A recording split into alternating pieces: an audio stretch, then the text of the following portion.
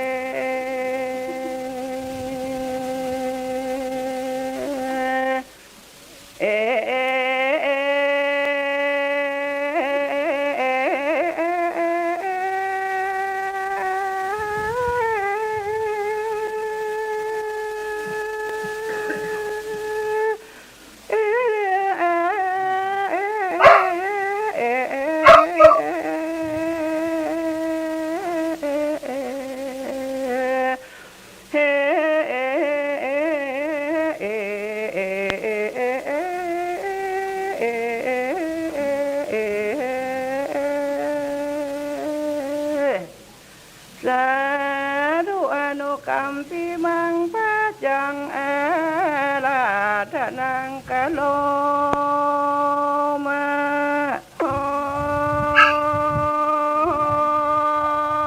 นันโต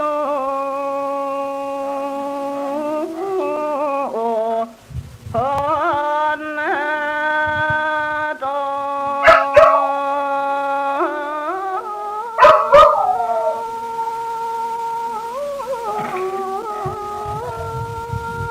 ฟังละฟังละตานตังละ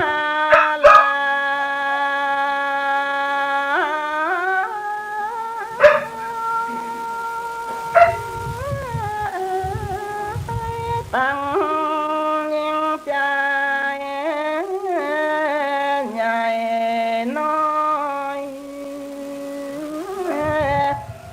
ก็แปลงใจนี้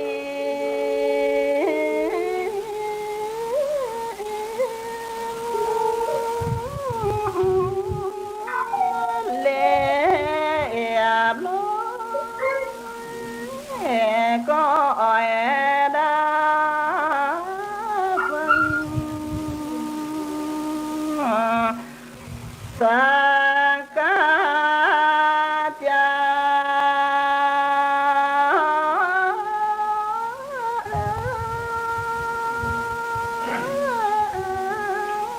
ก็ตั้งใจ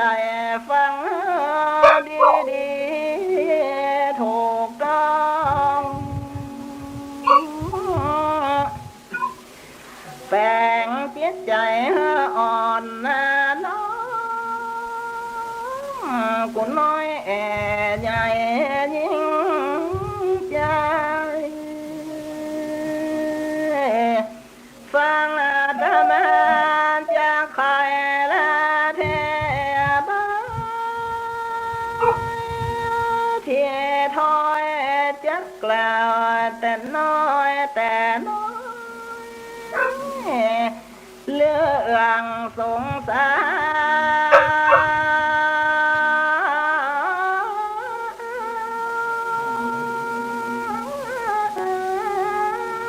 อันว่าสงสารนี่นะเลยมันบ่ดีอย่างโลกความเงียงไปมาโลแพ้ตาแตกเพราะว่าสังขารแต่งตั้งสัตว์ใหญ่น้อยแบ่งตามไว้มันเป็น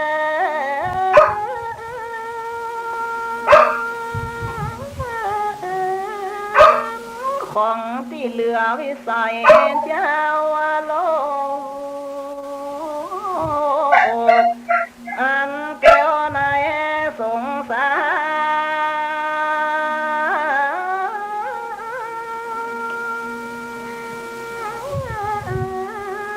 รบ่มีไผ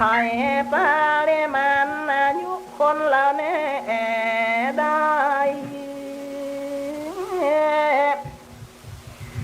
โดยการเจ็บเป็นเมื่อยคายสัพโลกเลยโมโหโลกันเพราะว่าพญามัจจุราชาโด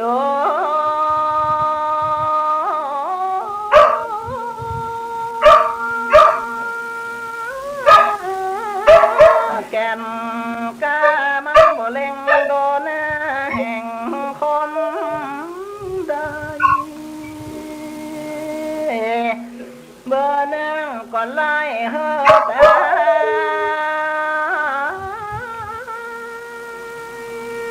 เบอร์หนึ่งก็ไล่เฮอเท่าเว้นเป่าสังญาวันพระองค์ก็มาตา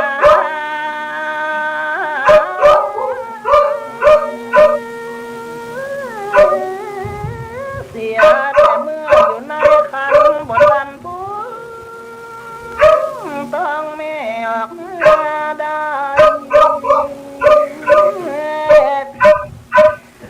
มาโจลาอาจไม่เล่มาไปจะล้างห้องน้ำเกิดมาได้ขวบหนึ่งเปปา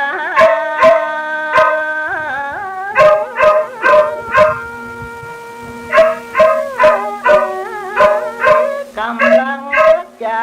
ปากกันพ่อแม่กำลังรักแต่งเรือฟ้าก็พ่อมาลานาไปเมื่อเยอะพ่อแม่เสียอกเสียใจ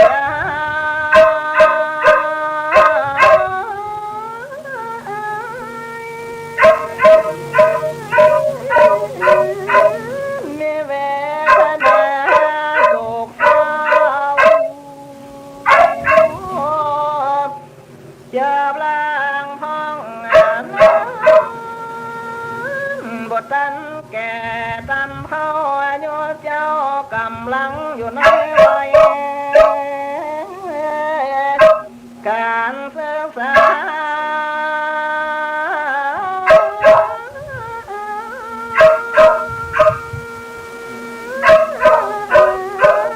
กำลังเรียนวิชา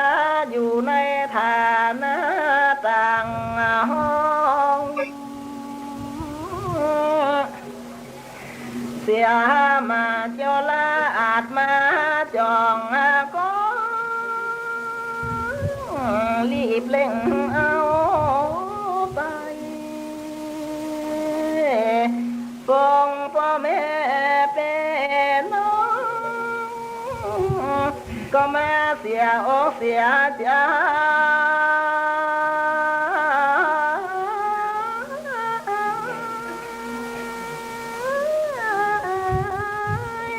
แสนที่อะไรเอาขึ้นบ่ได้ว่าโอ้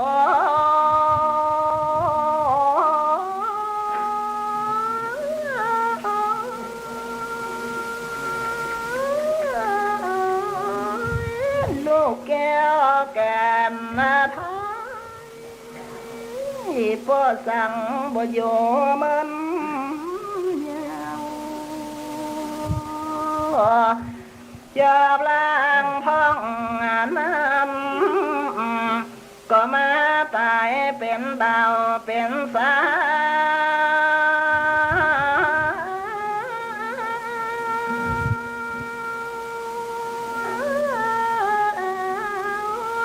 สมเปิงเป้ากำลังหิหากาได้พังพ่อแม่พ่อหากู้ครองมันเอาก็ปล่อยมาลานาไปพังเอากันอยู่กับโดยบ่มันนานสักหน่อยก็ว่ามาตายละโลกน้อยโลกน้อยมวยมิ่งไว้ชม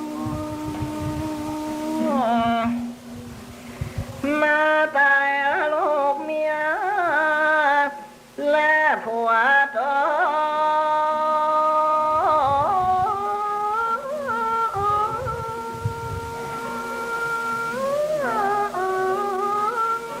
รักฐานเมื่ออยู่ยังคนหามาไว้บ่อน้อยตายแล้วเจ้าตัวคนเดียวซอยล้อยบ่ได้ทรัพย์สิ่งของไปตัว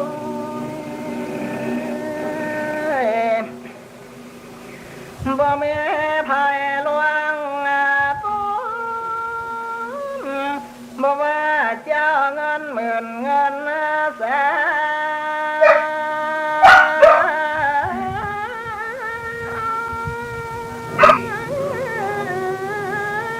บ่มีภัยเสื้อแตนแลกเอาชีวิตไว้ได้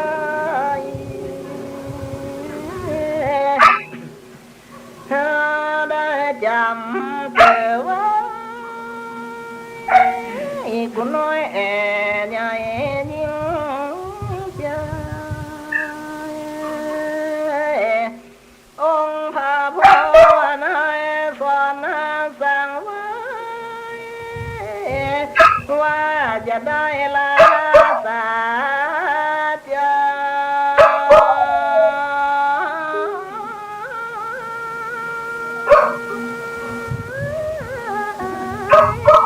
ปั๊มเป็นคุณงามความดีไปจากใจ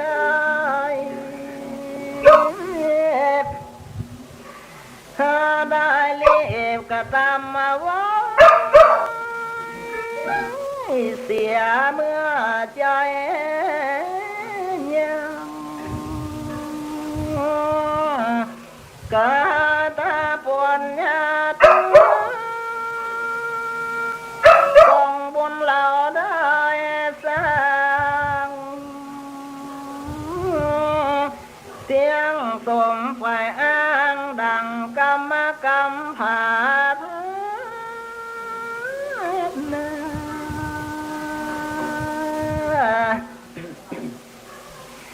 เธอแล้วดังความ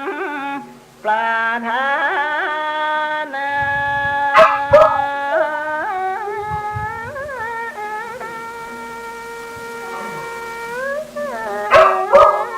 ในโลกนี้โลกเกิดเมืองคนเมือง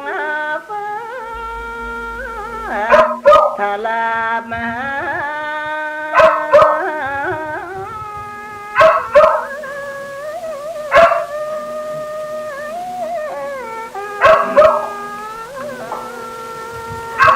เนลาปังแล้ว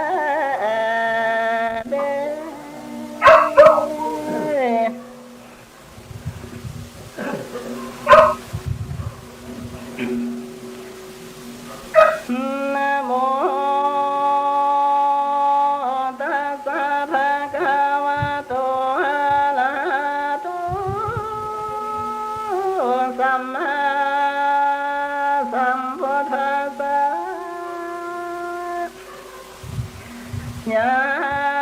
งปานันตังอัญญามหาปะเวหนันเตตวาพรามนาสเตยัมโพเตสุตินเนสุญาวาพรามโลกาเอกาโกลาลังจะตังหาสิลังดาธรรมันเตสัพนามาถึงมันเทกันทุนเก่าท่านพระบนท่านเจ้าอาเตสนามิวันว่าปัญญาสุโยตัญญานันไดอันพระเสดอันโปเดสเจ้าตนลำเลิศเอาพาธนาเอาและเมดังอันเป็นยามโปเตโตเต็มเนสุในเมื่อปัญญาสันตาลันตนทันแท้ถ้าปานาเกี่ยวเป็นต้นเมดังอันมาปะเวอันมาแผ่นพาสุธาอันนาสังขารเยว่าได้ทรงแสนเสมือนโยจนากานันโอนันเตตวาก็คำเขือบล้มไว้วันคอนไปมาเอกาโกลาลังเป็นโกลุนอันหนึ่งอันเดียวยาวาพรมโลกาทลาตตาถึงคมโลกจะตั้งเอาสิเกิดเมปะทะเวไววาดโดยอันโลกลากอากาเป็นตานพามานาสาแก่พามานา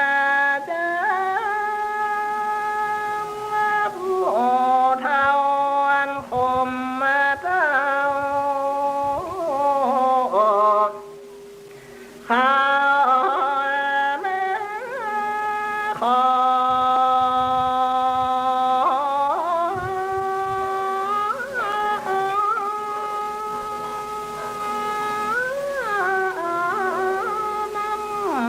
และที่จะตายาวิญญาณมาวังตาวาเตโนเตวาตาโยเตสังมันโนนิยันนานังตังเวลาปังสุตัวบันตาเยสุส่วนเทวดาตั้งหลายมวลหมู่อันพวนมาอยู่มาปานสุตวาได้ยินเสียงสานแหบห้อยแก้วแก่นพอยสองสาลีควันพานีมีมาเทวดาจึงออกปากจากกันว่าดังนี้เพวานังอาจจะมาเทตนมุมนอสะเด็จเข้ามาสู่สาลีเมื่อยามวันดังอันหลอนบอนทรงศพพี่น้องในห้องสาลีนั้นวัดยาก็จะทำมาเล่ากันว่านางรู้แล้วว่าพระลูกเต้าเป็นตานางกองเจ้าเล่นไปตามรอยตีนใหญ่อาน้อยข้าคอยเล่นไปหานางพญากองจังได้ลำบากสวยทุกอย่างเหลือใจจนแล้วเทวดาจากกันสั่นแล้วจริงบังคับเทวบุตรสามตนวิเศษมันสู่เจ้าตั้งหลายจงเป็นเศษเป็นเนื้อเนสามตัวอันบนกว่าข้างขาดอย่าเป็นดังจังเต็มกันกาเตเดเลตัวหนึ่งเป็นดังลาจาสีมีอำนาจตัวหนึ่งเป็นดังเสือคงอ้างอาจเอาคนตัวหนึ่งเป็นดังเสือเหลืองยุ่งพายผ่าตัวกาหยาบและเลื่องไปดังเดืองควายควางที่ข้างหนทางนางจักเดียวตองเจนางนาตาแม่ใจ เตตาเตตายุเตวะปุตตาสะโทเตตาสังเทวตานังปะเทนิตวะเสียมจัตติปิโนตวะกันตวะตาสะเมนะมะเกปะติปะนิยปะเจงสุมนาเทวะโบตังสามกลาเมากรรมงามแห่งเทวดาต่างหลายว่าสาธุเดเดดวาแล้วเทวะบุตตังสามเวเศษก็ไปเนลมิเตเตเดเล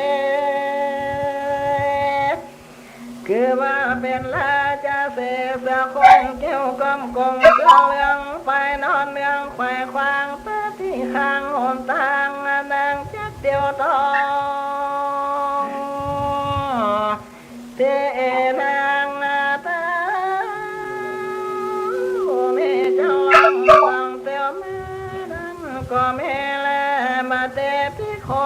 ส่วนว่านางละเจอมันเทระเสนยอดนางขาเองหลอดความฟ้าปุณาสะจันเป็นโตปันไลโสเดเลวังควนโกลาเจมันเทได้ยังลงลงไม่เร็วปันยามตะวันพอลงละหอยตกตามมาก็ลาตาก็จะแสวงหาได้ยังลูกไม้แล้วว่ามันผู้จะฟันมาโซในเจ้าโกสาลาดินเดอปามานานังขัญญาเมโตนันสันล้อนไล่ปันไปมาเจ็ดน้ำตาเสียใจนังก็ร้องลำให้กล่าวกระทาว่าทาสะทะโตกะเนนเตกังเมตเตอาตาดังนี้ว่า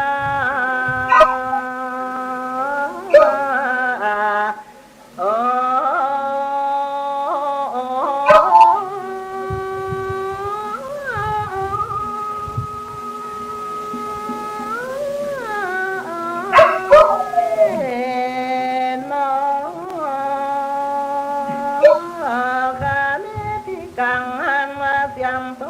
จอดบองฉันก็ได้แต่งต้องว่ามันก็ยังยอเธอพันพอพาก็มาโดดลอยจากเมื่อไปสายเจ้าอันใส่ลูกไม้ห้อยบ่าไว้บ่ตันปงไฟโดดลงจากบ่าความสวยเพื่อต้องเด่นไปตาใสละลืมขมิ้นตั้งตัวตะควาไม่พงเน้นหน้าลงบ่ได้ในป่าก็พาก็เป็นดังก้มตัวขาดตาสัตาเจสานวันเจสาทั้งมวลปันกว้างดวงดันกว้างเหมือนมัวตาตะวันกลาทุกต่ำจังตาไกลคำลำด้วยกูก็จะเอาลงให้แล้วว่าก็เมื่อสู่ในแก้วโกสาลานั่งไกลกล้าออกจากป่าไม้พรางตามตั้งดันดงฟังเยี่ยวหวังว่าจังได้หันหน้าลูกเกี่ยวแล้วพวกควันตะวันก็กระตุกต่ำจังได้ใครคำลาตาเนื้อปลาลาตัวใหญ่ก็มานอนควางไข่อ่อนตึงนั่งผู้นางจักไต่เตี้ยวมาหาพาบ้านนาศาลาดาดันยายืนยันดงเขียวหนตังก็ปล่อยเต็มคู่ผู้เดียวเตี้ยวไต่ได้ยอมเป็นป่าไม้เหือเขียวพากันโกบอนมากาเสียแล้วก็จะขึ้นเมื่อหาลูกแก้วเตะต่างด้วยนี่จ้าโลกไม่ได้งามแง่ก็ได้แต่ ป่าป่ามาเพื่อเป็นของเกณฑ์ดาวหึมสามเต้าเจินจมสะวยพาอยู่เหนือหัวนอเต้ามาอยู่ดันดาวดงนาอยู่พระบันสาแล้วอยากกำด้วยดอกน้อยอยากกองกินจะเลยสาโนนังขัดเดโยเอโกปนาสาลายังจะติเกี่ยวกับตนไม่เฮยจะลาโลกกำพาสองคนเล่ลนกันอยากเต้าตนปอกเล่าลงคากูเมื่อโซซาลาบุตรลอดส่องนอเต้าจอดใจเธอแม่ได้เห็นโดส่องหัวตองจังลองอ่อนแอก็หาพระจ่าเจียงเจ้าก็จะก่อลงเต้าหอบฟ้าแฝงส่องเฝ้าแป้งอย่าเข้าพ่อพญาเจ้าหากจะเล่าลมมาค่ะจะแลกาญาโนกะปะโทพลาโสหาสามปัสสะโตมังกังนาปัสสะเดมิเยนะกะใส่ยังอันว่าหนตังเตียวยืนยิงละมวยเลียงเอวจำผู้ผ่าตันจำแควบตั้งเตือแปะเขาเป็นลำโคตรไปแยกแม่ตั้งหลังไม่ไฟเครือลายแม่ตั้งน้ำฟังลา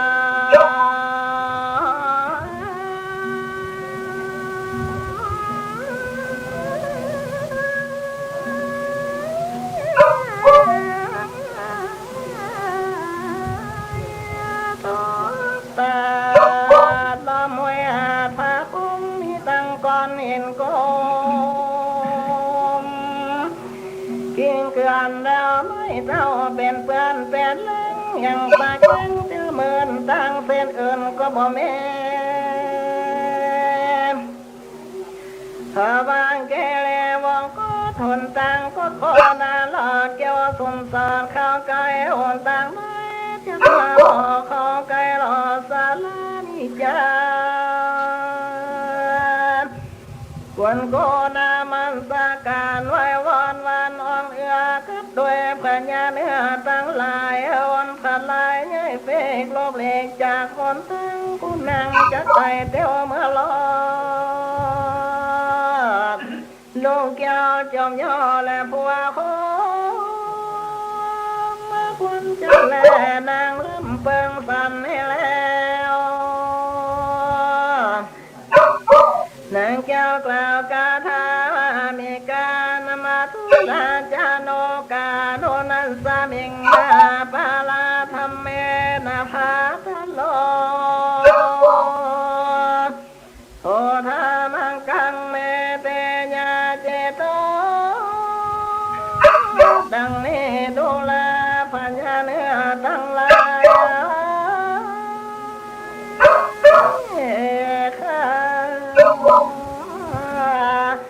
ก็ยอมสา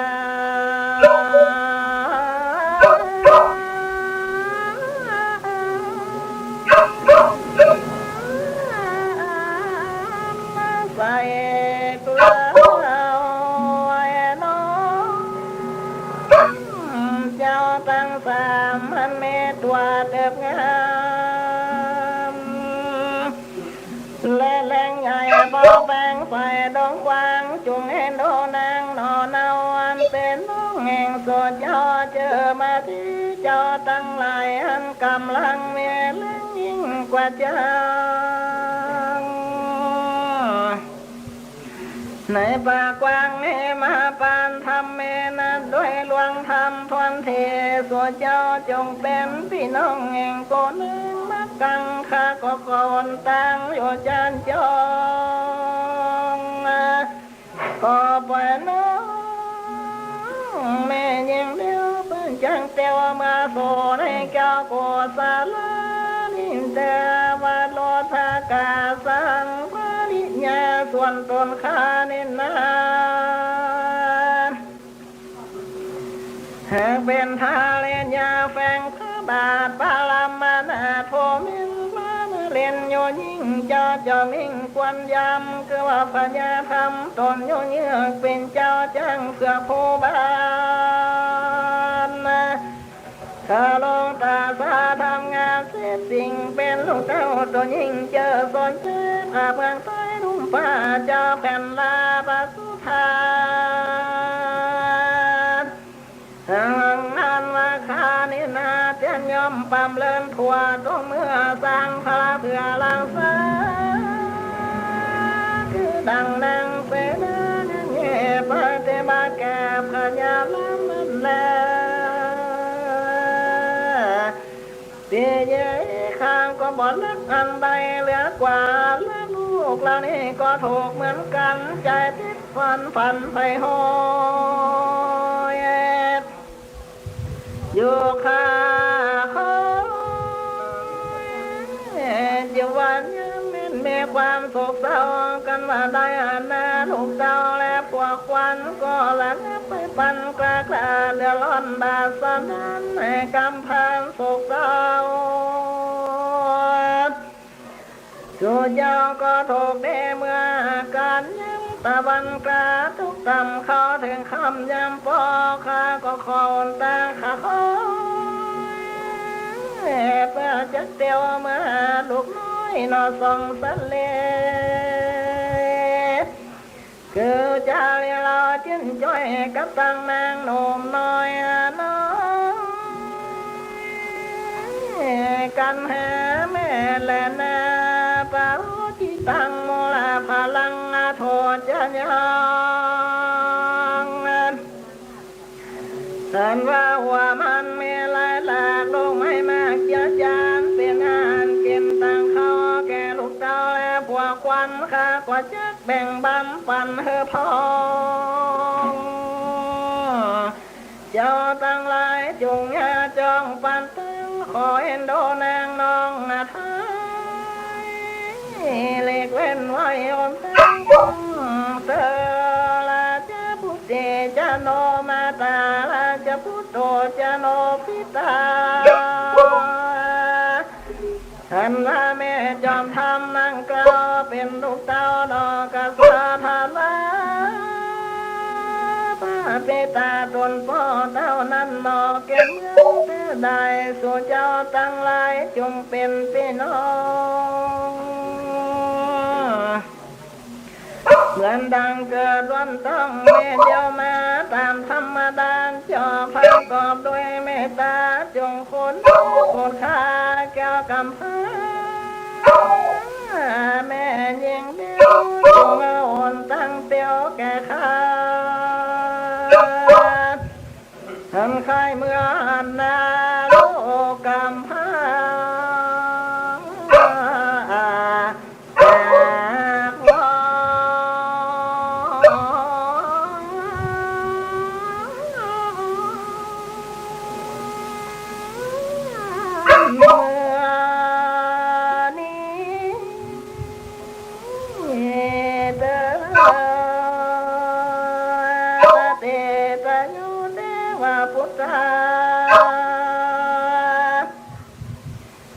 เวลายังโลเกตวามันนันเตวาบุตรตนเวเศษอันมาเนรนิเตเป็นเนื้อเนสามตัวขันก็เล่งโดยละการแจ้งส่องจริงจ้องปันตังเธอนางมาสู่เขากายกุศลมันนั่นแหละตามาทางปากกาเส้นโตสัทธาสัพพัญโยตนเป็นผู้แก่โลกนำสารคำปนเจ้าข้าสงสารนาพานิตันไปหลังไปแจ้งพระจึงแสงเตปัญนาสินกาถาไว้เตเวลาปันเตมาสัตตาสาสันเตกังกันตวาภาปาเตโลตะเลตวามาสัตตังตนเนมโนสิ นังเตสาตาละเกจะสาสันเตเกอาปันสันติอาติเปกาเวดุลาเปกุตังลายละจะโปเตส่วนวันนังละจะมาเทการวันเฮละลาจะเสเปกเลยนางแก้วก้อยเสียวมาเข้ามาสู่สาระเจ้าหญิงนางเต้าจริงวางลงยังทงและข้าเจ้าหันใส่ลงไม่จากบ่าไว้เพื่อจักสานก็เล็งหันพานาคันตนพ่อก็บอกอ้อยหน้าต่อเจียงจ้านางก็บ่อนสองบุตาลงแก้วงามผ่านเพียวบุญนักในสามนางผ่านจอมเจ้าแก่นไข่นางก็ร้องลำให้กล่าวกถาวังเกเมตังตุเนโพโตสีดังนี้ว่าวันนี้เป็นสามได้เปิดลาจะเจ้าสั่งมาบ่ปาคาน้อยฟันไล่หลากเป็นลังนกกังดงในเถื่อนก็บ่มาล่องเลือนคันคำส่องจอมพันลูกแก้วลอยมาตายเสียแล้วจากคนนั้นจะเลยตั้งตาโตโตกันตะลังโตสันดาเวโทยะทาวันโนเจ้าจำโปเตนะภาษาเมจาเลกันหาจินาจุโพเตวะคาเดมาลาจันเจ้าข้าเน้นนามาทะลงตกลำบากขอพลาจันเจ้าบ่ปากเจียนจาคือดังเปื่อนยาเล่มใหญ่ปักเสียไม่สามดำยิ้มทางใจแก่ข้าพอบ่ได้หันหน้าลูกกำพร้าน้องลางก็จะเลี้ยงแอมเจอนาเจ้าก็ตั้งนางหนุ่มน้อยน้อยกันหาแม่และนาเอกดังทุกขังหันว่าตกอันนี้นาล้อนเล่ปันฟ้าเนียบกระดินขึ้นขึ้นใจยืนล้อนไล่ปันวันสว่างพบบานที่ฟ้าดวงลูกสาวกะตังพระจะเจ้าบ่อพานีมาบ่เห็นโดมาเทเมียกำพาแต้วก็บอกว่านาก็พาสลายเจ็บหัวใจสายสั่นปานดังเปื้อนพิษปั่นปัตตาและนาเทวาคาแดมาจันเจ้าพิวาพลาจันเจ้าบ่ปากเจียมคาแต่เมื่อยามมากันหาปอเท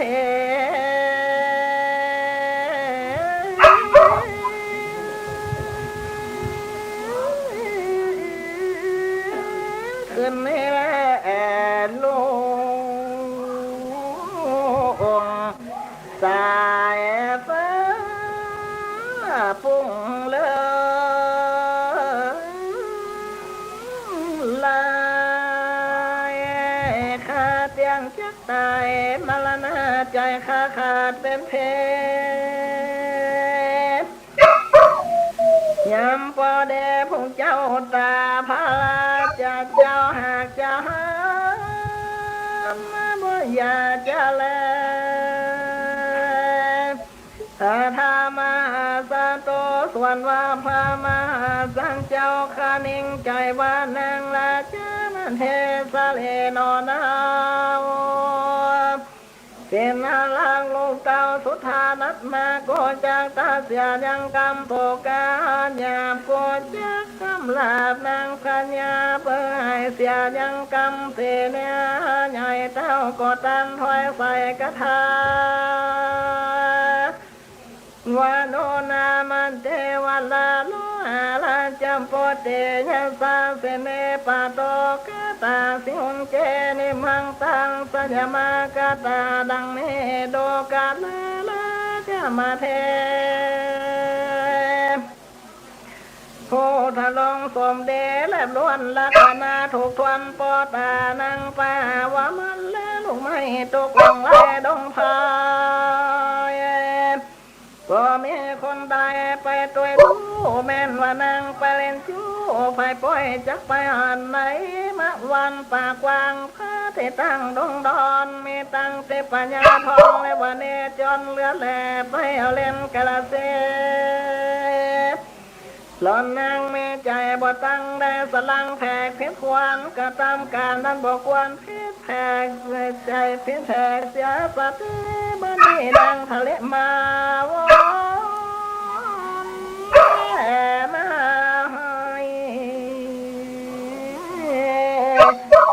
ญามดาข้าที่กูปีจะดีนอนนี่จะโดกาลาจะมาเทเมืองนางจงมาเนี่ยก็จะบอกเจ้เมืองฟังยังกำไปหลังอันคนเล่าไว้ก็จะได้เมืองฟังท่านว่าจังปังจะเนเสียเถื่อนก็เพราะว่าจังปูเปื้อนบ่มีลายแก้วคนใจเลี้ยงลำลูกเมียมีจู้ก็เพื่อผัวใจดีแล้วจะเสียจังเนเสียดอยก็เพราะว่าดอยนั้นบ่มีโลเปปาทำปาจังเนเสียน้ำก็เพราะว่าน้ำมันนั้นบ่มีปะโตสลมจังนี่เสียคู่ก็เพราะว่าโคนมันใบนกจังนี่เสียต้นไม้ก็เพราะโดยไม้อันนั้นบ่มีลายกว้างทลายจังนี่เสียเหล่าก็เพราะเสียคงเท่าไตตัวจงลาเจ้าองค์จังนี่เสียสลาก็เพราะว่าสลานั้นบ่มีดอกบัวจะเทวันยังจะมีเสียพก็เพราะว่าผัวแค่ลอยหาข้าวคอ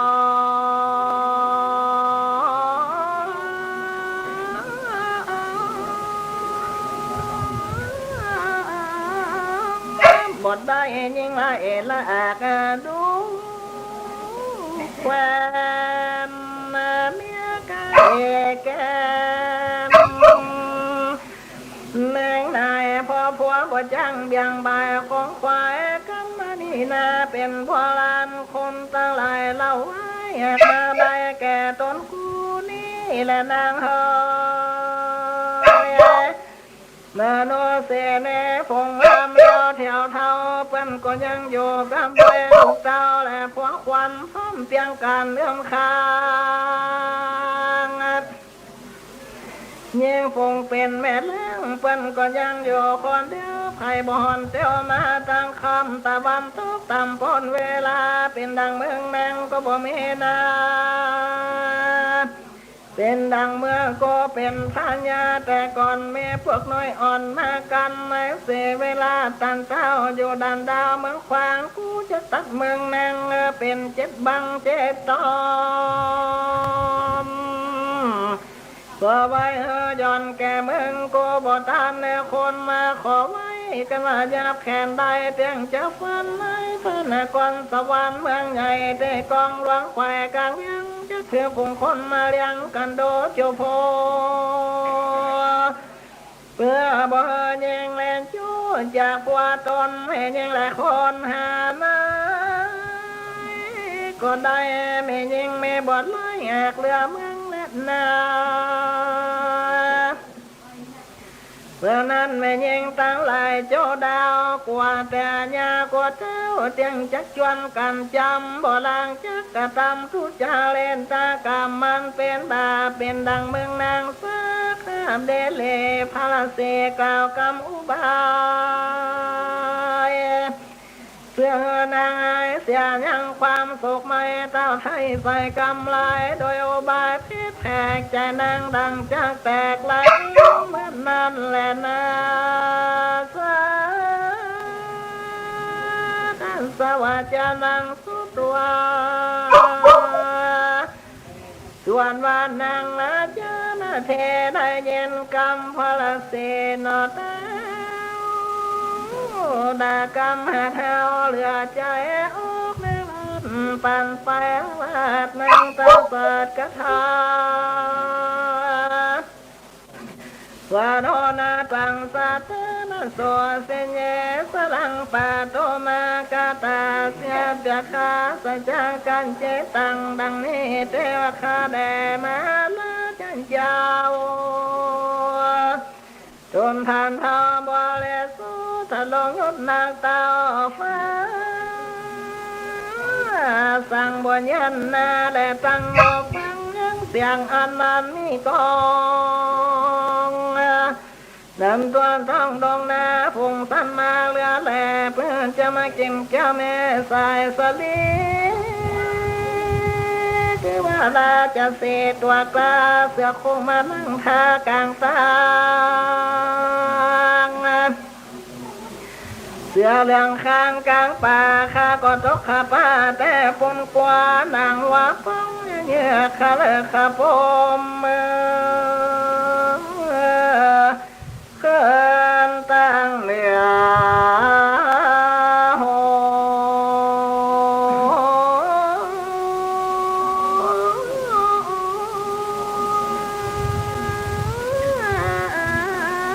กายกล้าวต่อเจ้าจอมใจว่าบันนี้เป็นสามได้แก่ข้าเด่นหลับก่อนเมื่อตกไปที่ตาตั้งลายเหลือแหลกข้าก่อนแขกเพชรควรที่ตาตั้งมวลข้าก่อนจอมแควสายฟ้าก็ไม่มุเมืองปุ่งเสือเลืองเสือคงร้องเสียงส่งกองเกเรทางลาจะเสียก็มาอยู่เฝ้า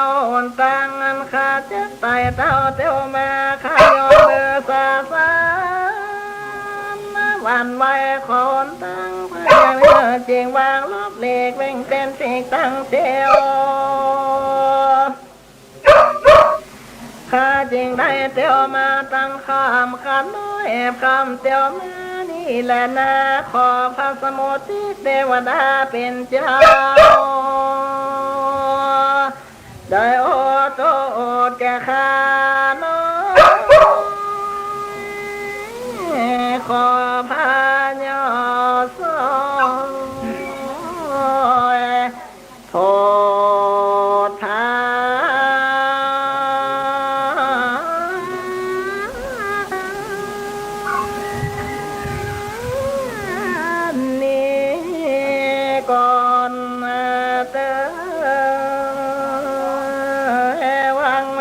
ประมาณญาสักเพ่งมาสักตัวนาเกณฑ์เจกาเทศ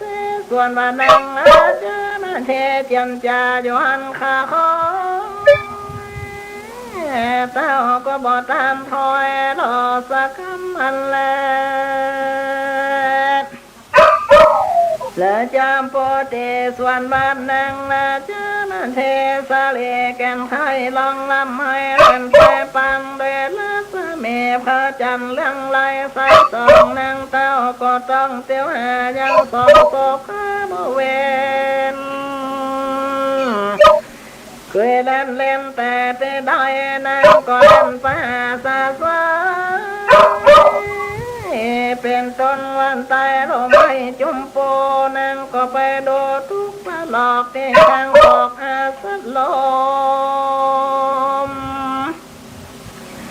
เลี่ยมจมคมและลงน้ำติแกงกำบุคลาเนตาน้ำนาเตไว้หาตรงเตตาเทียวพายอมลำค้าคือคุมต้องเวลุมและบนดอยนั่งก็ไปกล้วยลอดเลี้ยวก็บอนลูกแก้วแม่ตั้งดา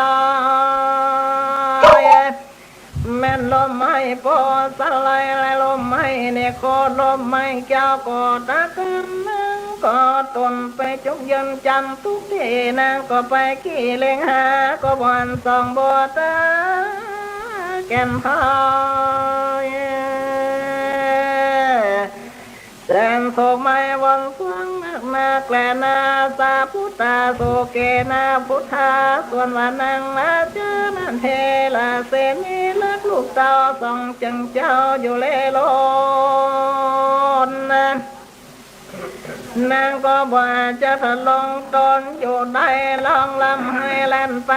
ด้วยว่าละลายสามคาบอันนางเต้าหยาบแสวงหาเปิดไปมาแล้วเล่าไปแต่เก่าหลายที่ว่ามันแลตาสาลานเตญาเวพาเนตวาส่วนว่านางมาเจอมาเทไปอาสองสาลีที่น้องในแห่งห้องดงลีเทเกี่ยวคำนางตาพร้อมกันนานับเป็นว่าได้สองแสน40,000ว่าก็กล่าวกระทาว่านาคนเตว่าภาษามีเนนาเตเดียตามาตากาโกลาเปนาวสันเตมาตาเนอัตลกาดังนี้เทวคาแดมาลาจันเจ้าส่วนลงเต้าหนอสายใจสัตว์ตัวใดมันยาบาปมากันกับเกณฑ์ขากะดำแม่ป่าก็บ่มาล้อลาวกากาสองขาซาทลาแก้วลอยว่าตายเสียแล้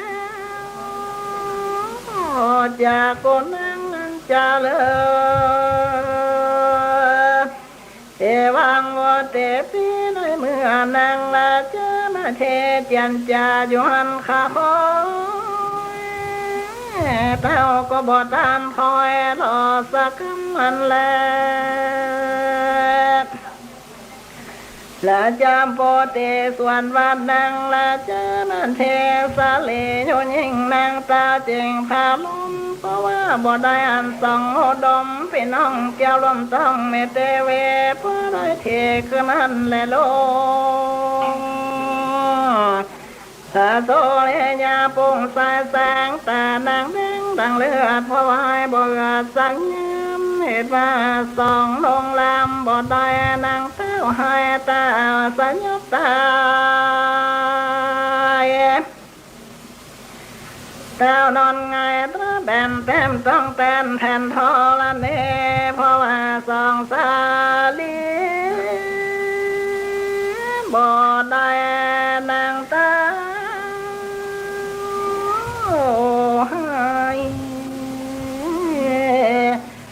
ขาดใจตา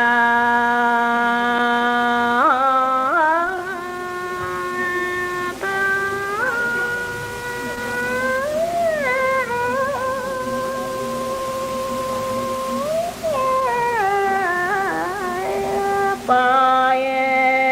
วันนั้นและตามันทางสากาเซมโตสถาสถาสัพปัญโยตนเป็นคู่แก่โลกนำสาคำปนเจ้าข้าทรงสารมาพานิตานไปดังไปแจ้งพระจริงแสงเตสัตนา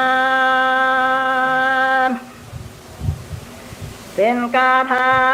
ตาธาปริเตเวตวาปปาตานิวานาเนจปุณเตวาสมังกันตวาสามิงกาสันเตโลตันเตเปกเวดุลาเปคุตังลา ราชาโปเตส่วนวันนางราชามันเทไปอาสังสาลีพี่น้องก็มาสู่ห้องอาสาลมยอกกันน้อมนับพระบาทมรณะติงตายเดียนสันลาสายญาณยันตาคุ้มปันเป็นเพ